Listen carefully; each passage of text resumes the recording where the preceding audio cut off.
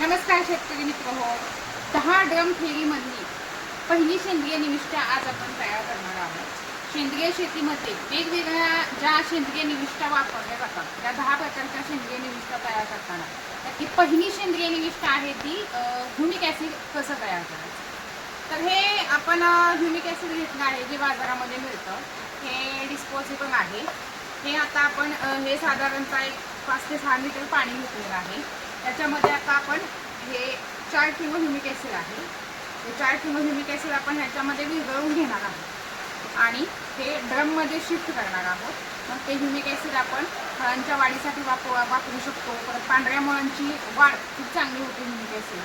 वेगवेगळे त्याचे उपयोग आहेत. तर आपण आता पहिलं तयार करून घेऊ.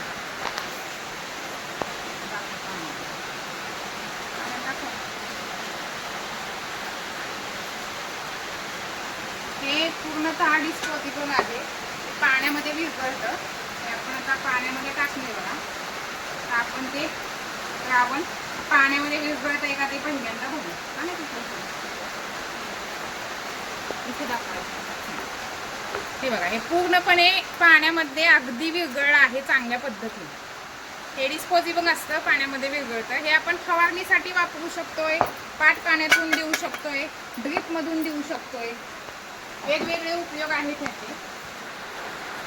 आता आपण ह्याच्यामध्ये विरघळून घेणार आहोत आणि नंतर आपण ड्रममध्ये शिफ्ट करणार आहोत. हे थोडं थोडं टाकायचं आणि थोडं थोडं टाकून मग आपण ते विरघळून घ्यायचं.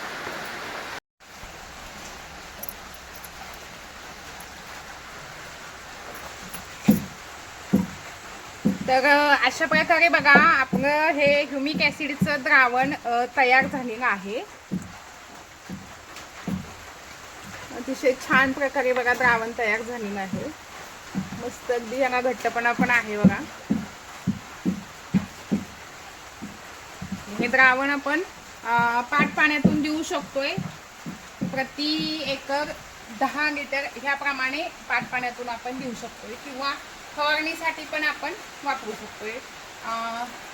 प्रति लिटर 10 मिली एवढं आपण प्रमाण त्याचं घेऊ शकतोय आणि पिकावर फवारणी पण करू शकतोय आणि पाट पाण्यातून देऊ शकतोय. हे कधी देऊ शकतोय आपण तर ज्या वेळेस पिकाच्या वाढीची अवस्था असते त्यावेळेस हे आपण देऊ शकतो.